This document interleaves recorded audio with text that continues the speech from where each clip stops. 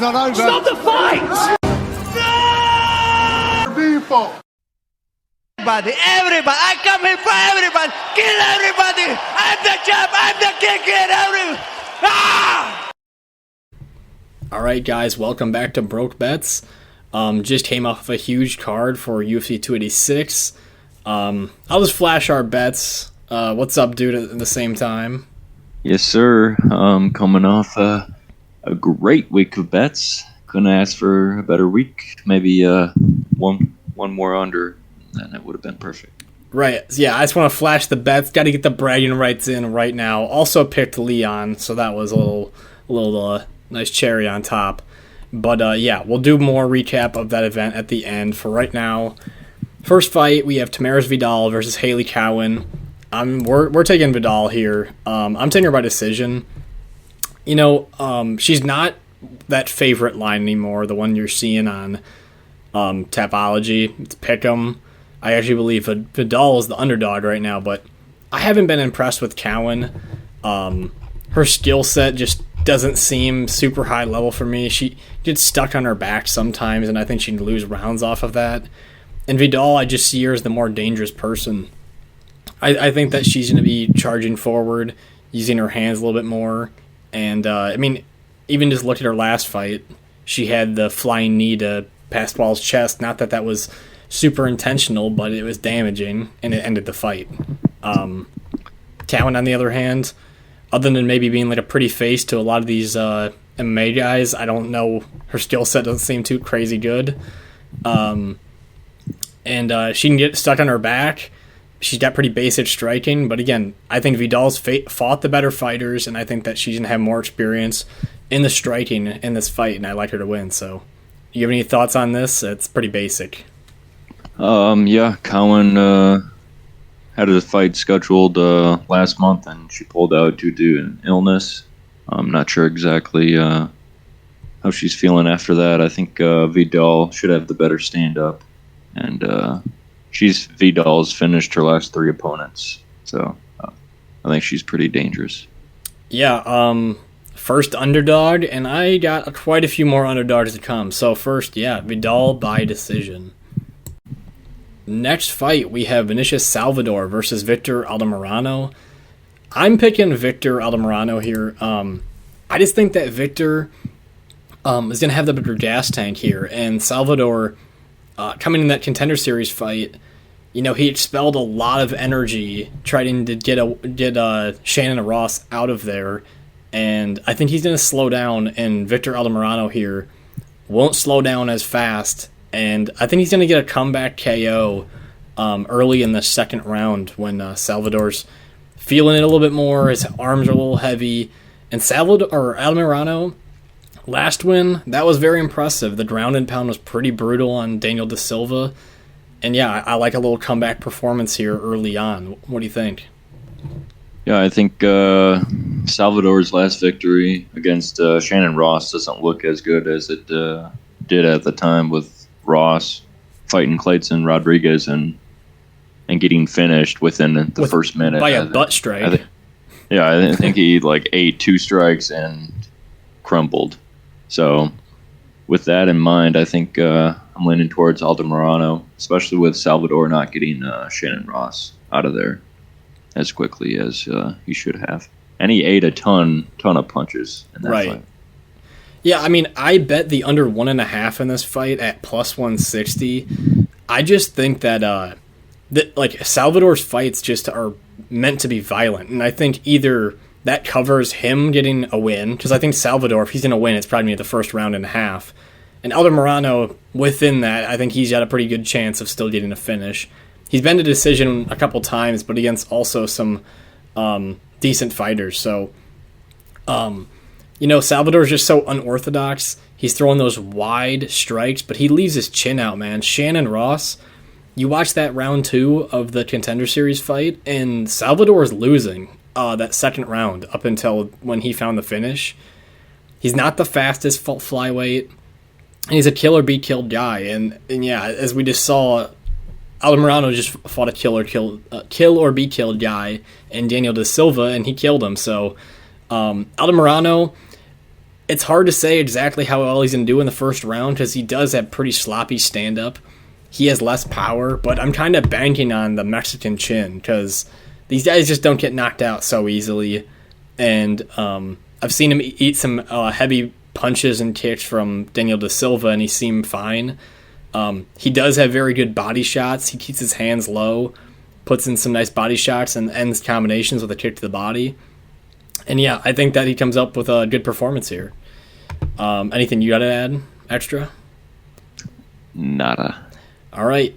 Altamirano, KO, round 2. Okay, for the third fight, we have Manuel Torres versus Trey Ogden. Picking Trey Ogden here is a good dog. I think that Ogden is just way better than people expect. I know he lost to Jordan Levitt. He got taken down, stuck on his back at some moments, but overall, this dude's pretty fast on the feet and has showed pretty good technique. Manuel Torres on the other side, I don't know what to think of his skill set fully. He's got heavy power with some good boxing.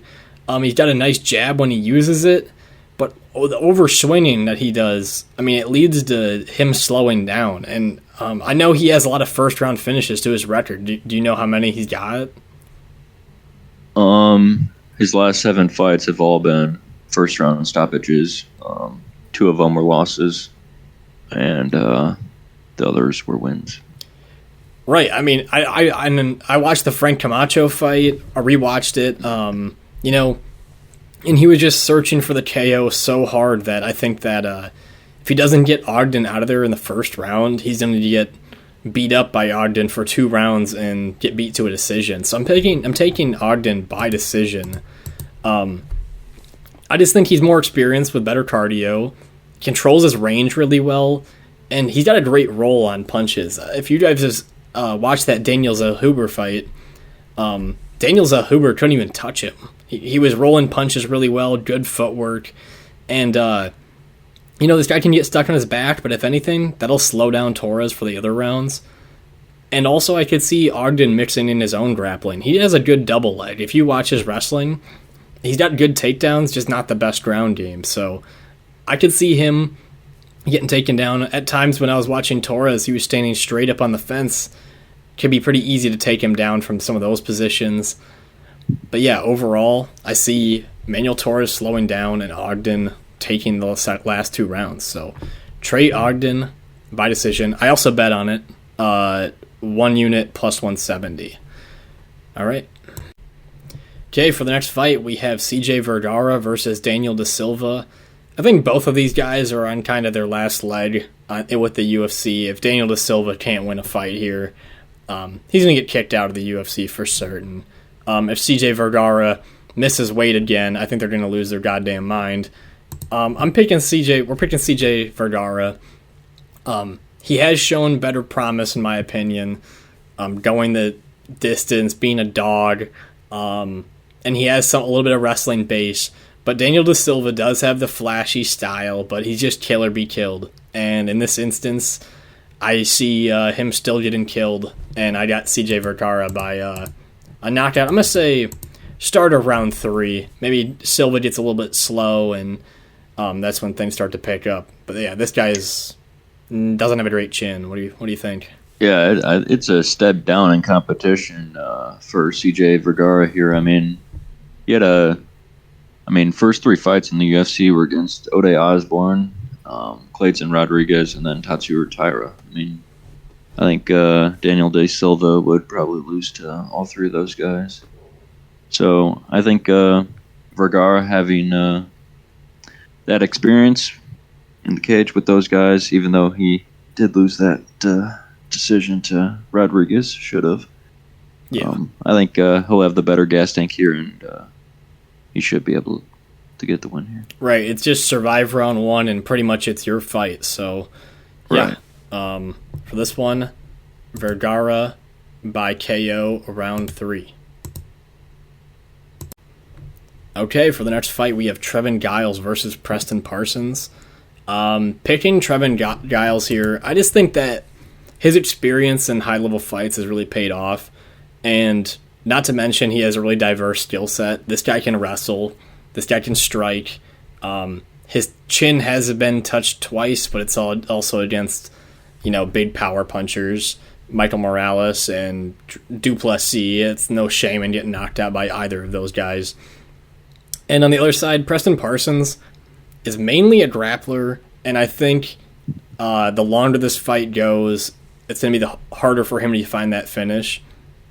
And I don't think this guy is bad at all. I mean, Preston Parsons has showed really good straight punches, and especially against, what's his name, Evan Elder. Using nice straight punches, but it's also the threat of the takedown that really opened up that striking for him. I really noticed Parsons is really strong. I mean, this dude cuts a lot of weight to make this weight class, but he can walk into punches a little bit too much, and, D-Rod beat the fuck out of him for that. But he loves the pressure. He's got good top control with submissions, but Trevin Giles has good footwork, and I just see him winning this fight, moving it to a decision. What do you think?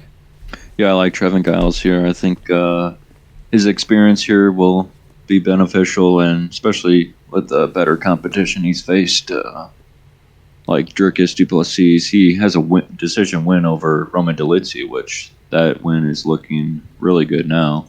Considering how big Dolidze is at middleweight, too. Right. I just like that experience, and he's only 30 years old, so it's not like he's ancient and still fighting. I think he's still getting better every time out there. So I like him to win here.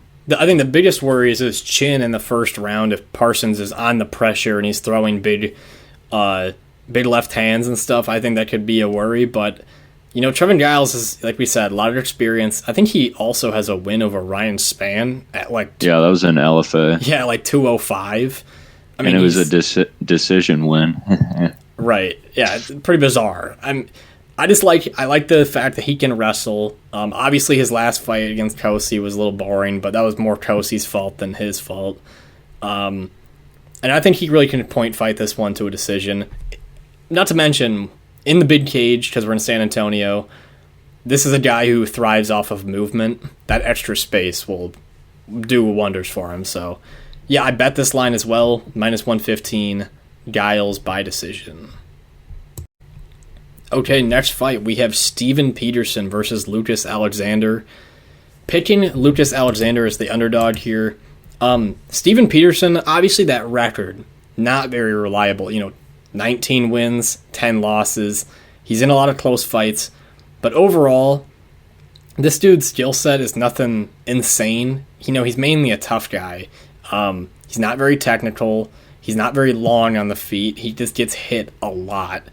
And he gets completely outstruck at range. And what I like most about Alexander is just striking at range. So there you go. I think by decision, Lucas Alexander will get this one done. Like I said, I don't think the height listed here is actually correct. I think that this dude is actually 6'1", maybe. He's a pretty tall guy. His low calf kicks are really good, really hard. And I think if he's given the space, Steven Peterson can't stand in front of those calf kicks. It's going to tear his front leg apart. He's got really good Muay Thai with his range control. It's elbows, it's knees. It's a bunch of good Muay Thai, and he's fast. The biggest worry, obviously, the grappling. Joe Anderson Brito threw him down, but Brito's also super strong first-round fighter. Not going to take that away from him. But in his regional fights, too, some problems with the grappling, but he still gets up for the most part. He's been submitted a couple times, but I like him to keep range here. Hopefully win the first 2 rounds before Alexander goes zombie mode on him. But, yeah, what do you think? Before Peterson goes zombie mode? Yeah, I think that Peterson, that's just the way he does it with Arosa and a lot of these guys. So. Right. Yeah, I agree. Like you said, the one worry is just the ground game, and I don't think Peterson will be able to expose that here. So Alexander by decision is probably the best bet here, especially with Peterson. I mean, he's only been, of the 10 losses, he's only been finished once, and that was back in 2013. So. Yeah. Peterson gets taken down in some of his fights. Like Luis Pena had him in some weird positions. I don't know. It's like you said, a bunch of losses by decision.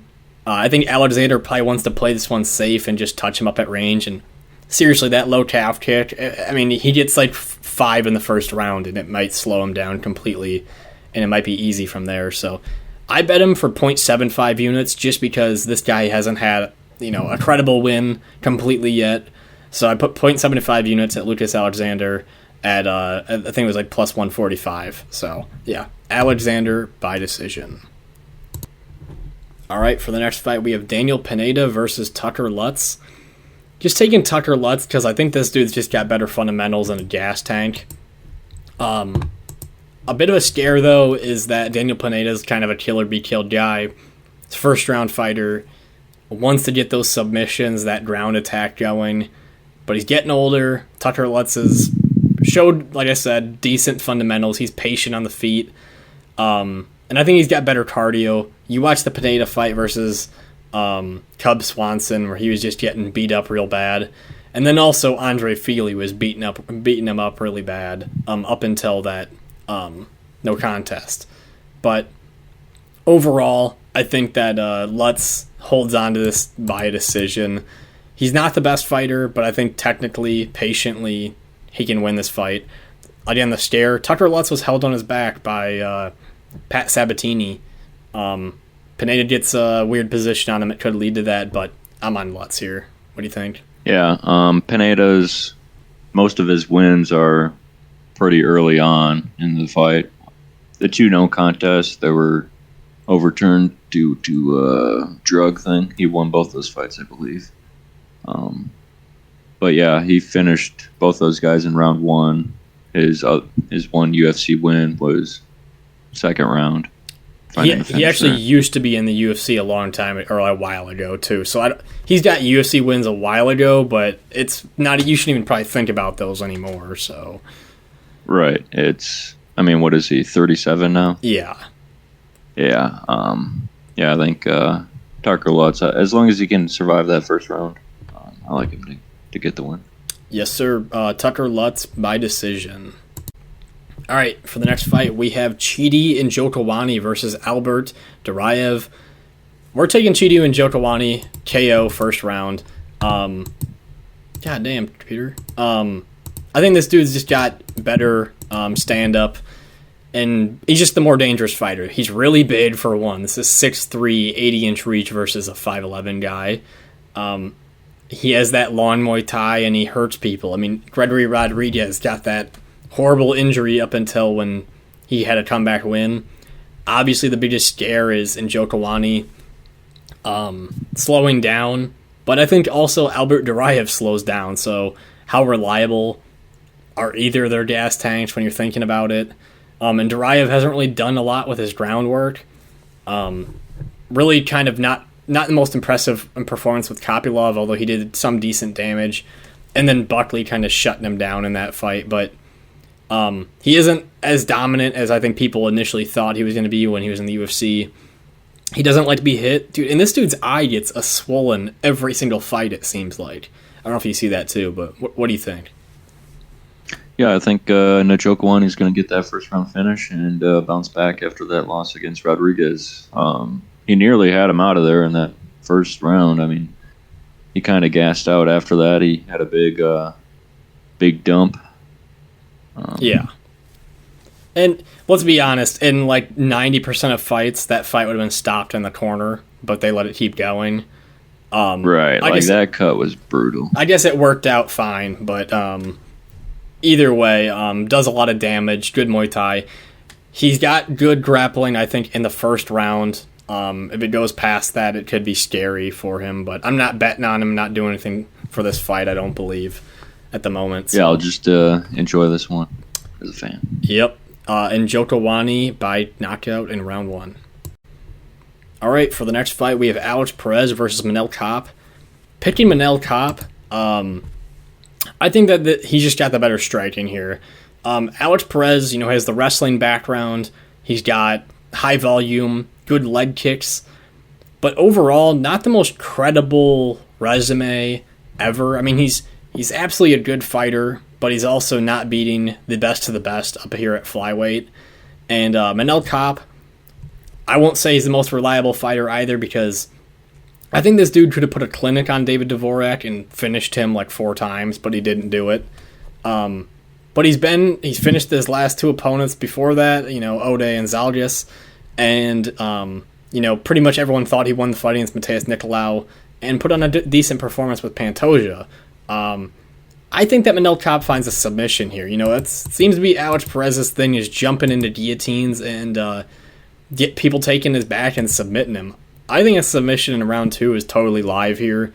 Manel has good jiu-jitsu, and I think he's better striking. He's going to stay away from those lead kicks, and he's going to have the more punishing strikes. What do you think? Yeah, Manel Kape does have the touch of death. I believe he was on steroids prior, so I do like that. Allegedly. Just kidding. Yeah. That's proven. I think he does... most of his finishes are by knockout. I think he has a couple submissions, though. I could see a club and sub maybe as well. Perez is getting submitted like 5 out of his 7 losses, so right. I definitely do see that path to victory there for Manel Kape. Yeah, and I think that Perez is really high volume, but he doesn't have very powerful of hands either, and I don't see too many people like stinging Kape where he just isn't fighting too well. I think that he stays in the pocket for this fight. You just gotta hope that this dude fights with a good fight IQ. I mean, again, that Dvorak fight could have finished the dude a couple times, didn't do it. Don't let these fights gate to the scorecards, but I do have him to win this fight. So Kape, submission round 2, KO 2. It could be either by finish, we'll just say. All right, for the next fight, we have Maycee Barber versus Andrea Lee.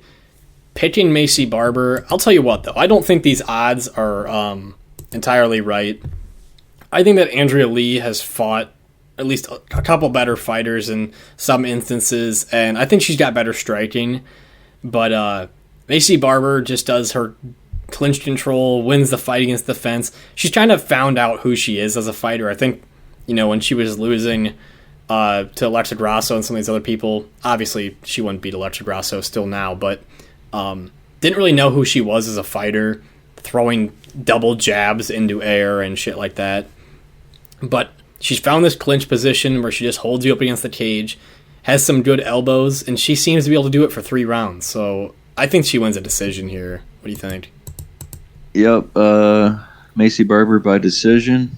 Like you said, she's going to look really good holding Andrea Lee against that cage, maybe throwing a couple knees, a couple elbows, and just holding her there.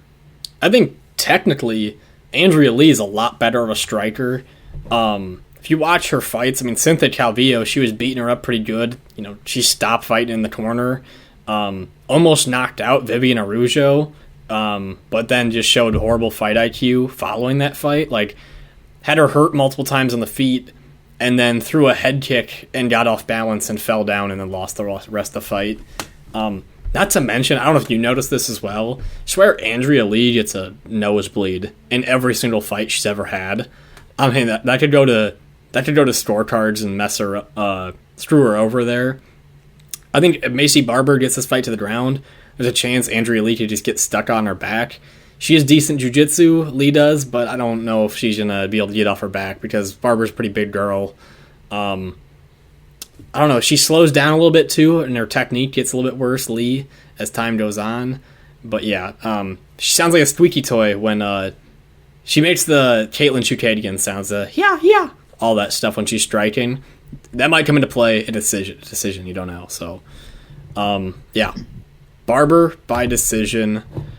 And probably a fence fight. Okay, we have, for the next fight, Nate Landwehr versus Austin Lingo.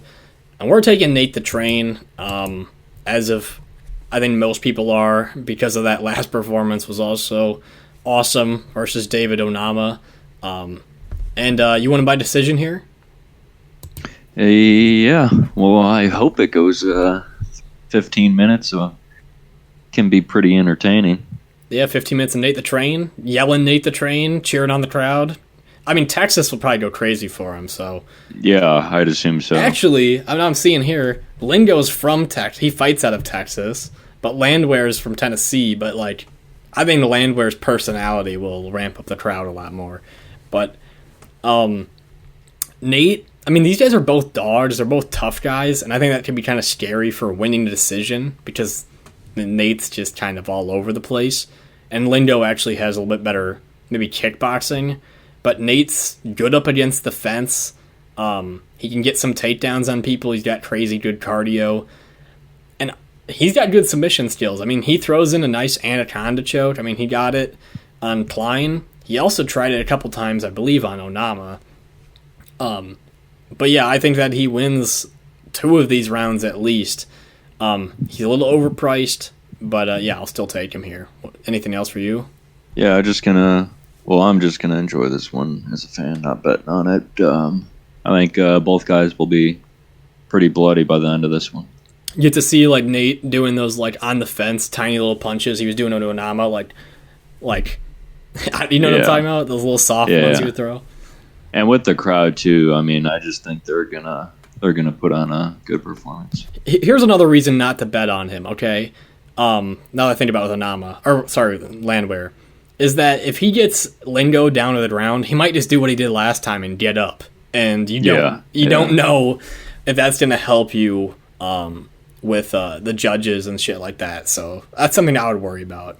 So yeah, Landwehr by decision. Okay, for the co-main event, we have Holly Holm versus Yana Santos, formerly Kunitskia or whatever her last name was.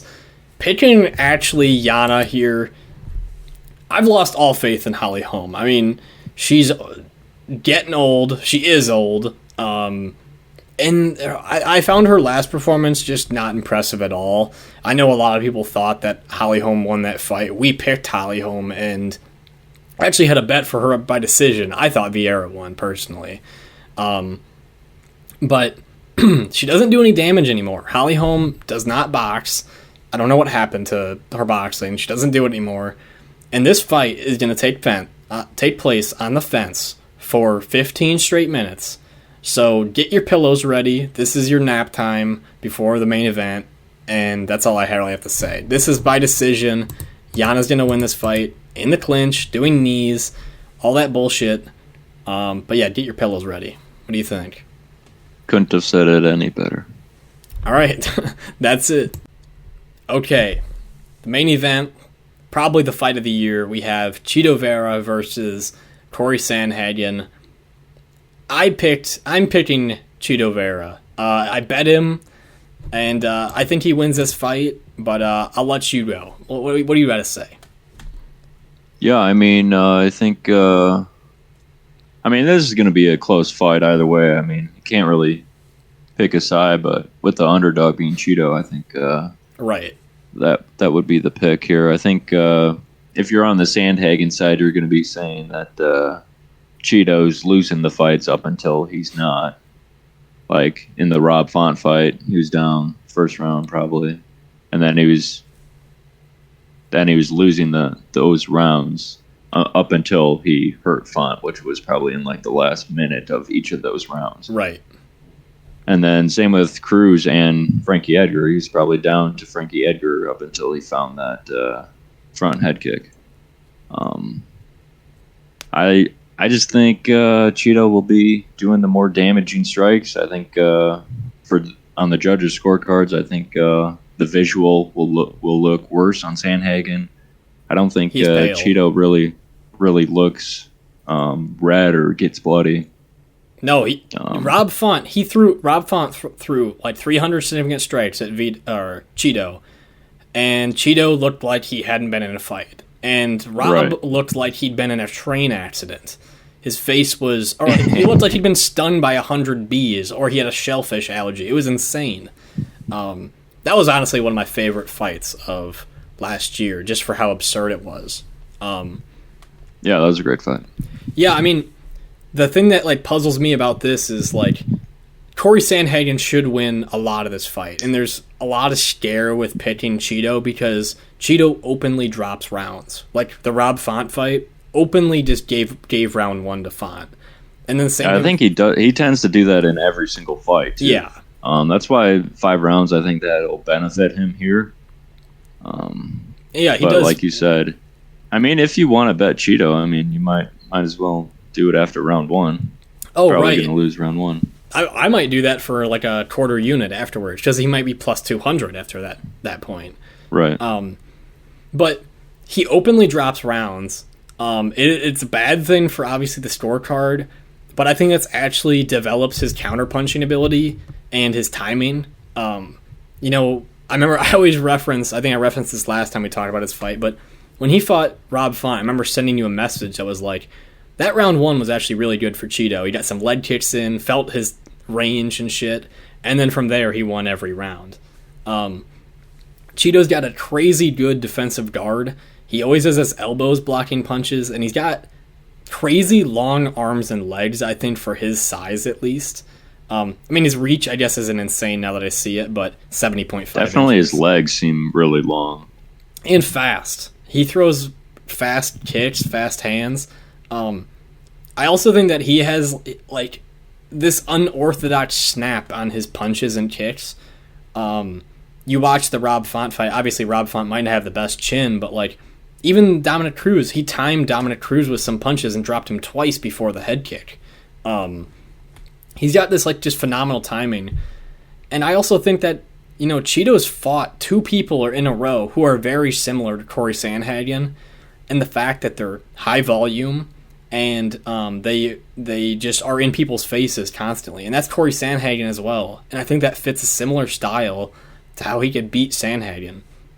And he's got those bony legs. He could, give Cory dead foot. It's really hard to see how exactly this fight's going to go, but I'm going to pick Cheeto by a knockout. I think that this fight ends in round 4. I mean, do you see a decision or a knockout? If it is a knockout, I would say 4 or 5 championship rounds. But I think Cory's really tough too. I don't know if he's been knocked out before. I know he was submitted by Sterling, but I don't know if he's been knocked out. He got rocked by Song Yadong and obviously hit a lot by Petr Yan, but never on the brink of defeat hurt. Right. So it's hard to say if Cheeto could just flash knock him out. I think he does have that power. Oh yeah, he does. Yeah, and then submission ability. You watching the Dominic Cruz fight, he actually had some fucking wicked triangle he tried to flip out that Dominic got out of, but he's got submission skills. I think he's got the better submission skills over Cory. And again, this fight goes in the 4th, 5th. You watch the Cory Sandhagen fight with Petr Yan. I mean, in the first round, Cory won the first round, and then he kind of just got his ass beat from there on out. I'm not trying to trash him. These two are my favorite, probably bantamweights currently, but past round 1, Cory was just getting hit, and he was getting hit a lot, and that's a shorter guy, smaller guy who has a smaller reach, and I think that Marlon here uses more weapons, uses his kicks, that left hand. He's got great counters, man. Cory's been good. He looked really good using his step-in elbows in his last fight, but that fight was also very close going to that final round until it was stopped for that cut. Yeah, it was close. On 2 of the judges' scorecards, it was tied 2-2. Right. Overall, though, it's really hard to get a read on this fight. I bet on Cheeto. I think that he does have the power to knock out Cory and finish this fight.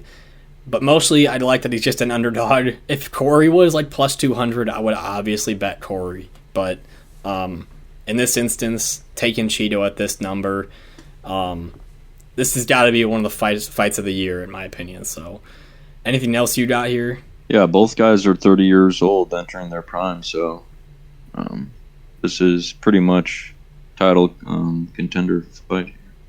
It is pretty bizarre that Cheeto's 30 years old. It feels like he's older than that. Yeah, he's been in the UFC since 2014. Right. All right. Well, Cheeto Vera, KO round 4, hopefully fight of the year. And I just think that Cheeto's got this specific thing about him. But anyway, we'll do the recap of the last event and start bragging. All right, guys, as you saw earlier, we're going to brag some more about our bets here for UFC 286. Only missed one parlay leg in this whole thing. 5.51 units positive, a huge night, a nice rebound from last week.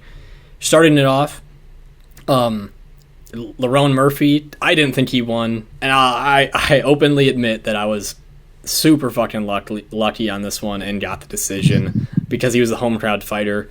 But hey, I gotta give myself some credit. I took that into consideration when I placed this bet, that he was the home crowd guy. So, next, Veronica Hart. He looked surprised when he won too, by the way. Oh yeah, because he got controlled on the ground for some time. So yeah.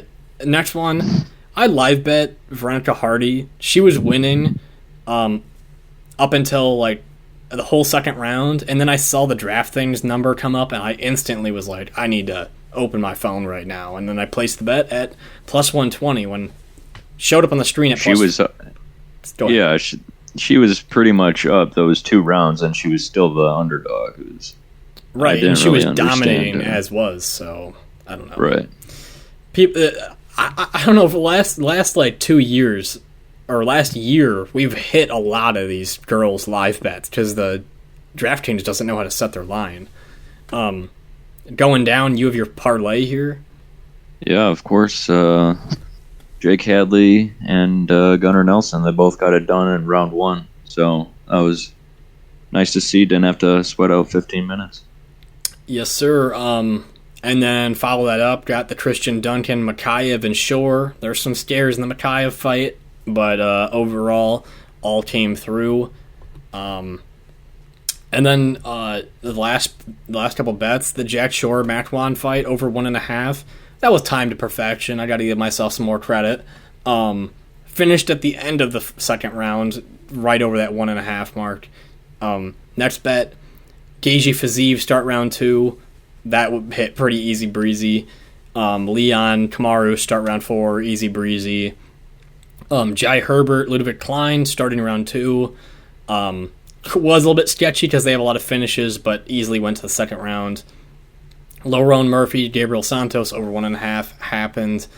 And then final bets, we placed the Chris Duncan, Omar Morales.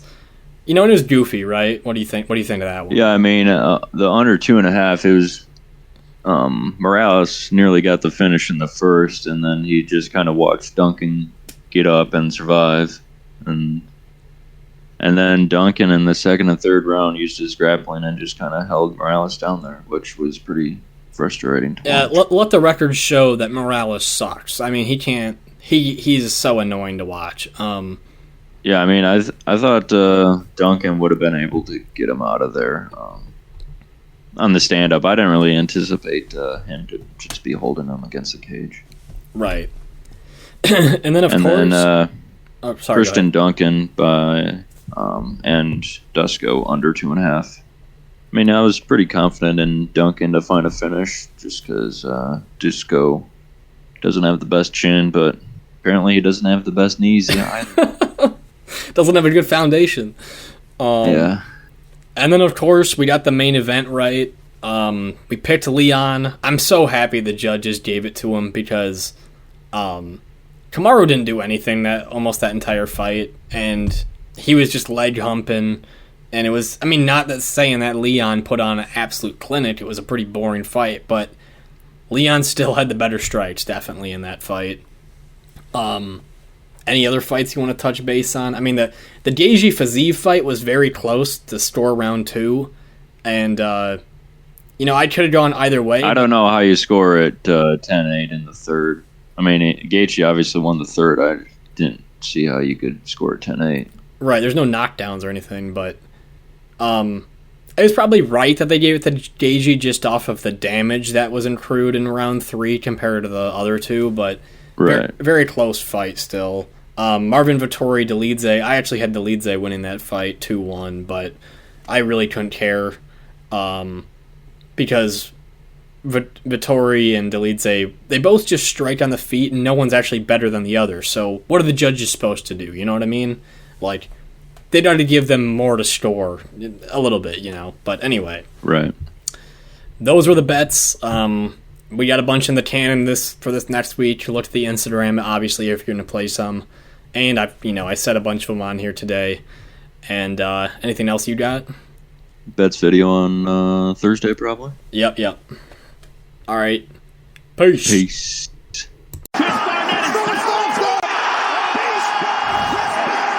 I know. It doesn't matter. I'm from the trenches. I'm built like this. The old down to me said I couldn't do it. The old said I couldn't.